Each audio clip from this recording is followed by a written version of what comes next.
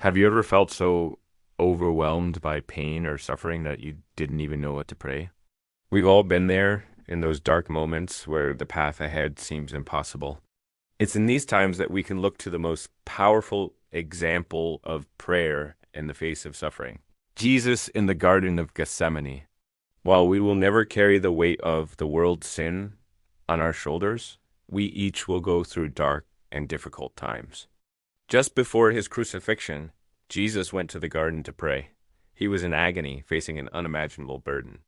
The Gospels of Matthew, Mark, and Luke all record his heartfelt plea. He fell on his face and prayed, "My Father, if it is possible, may this cup be taken from me." This is such a human and relatable moment. When we're hurting, it's completely natural to ask God to take the pain away, to remove the cup of suffering, whether it's sickness, loss, or heartbreak. Jesus shows us that it's okay to be honest with God about our desires and our pain. We don't have to pretend we're strong when we feel like we're breaking. We can pour out our hearts just as he did. But Jesus' prayer didn't end there.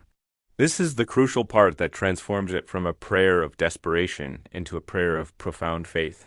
He followed his plea with these words, "Yet not as I will, but as you will."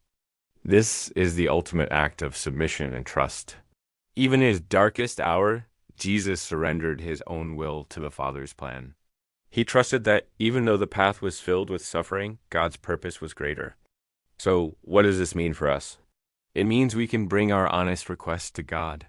We can cry out, "Please, take this away." But it also means we can find peace by adding, "But your will be done." It's a prayer that acknowledges our pain while affirming our trust in God's sovereignty. We're saying, "God, I don't understand this, and it hurts more than I can bear, but I trust you. I trust that your plan is good even when I can't see it." Now, our suffering will never be the same as Christ's. He carried the weight of the world's sin. But our pain is real, and his example is our guide. Praying like Jesus isn't about getting what we want.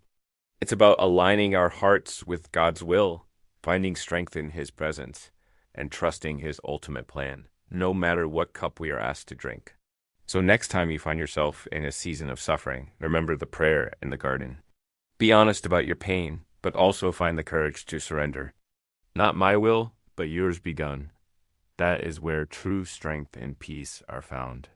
We ask that the cup be taken from us, but ultimately we know that we must submit to and trust in God's plan.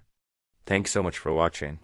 If this message resonated with you, please like and subscribe for more content to encourage you in your walk of faith. See you next time.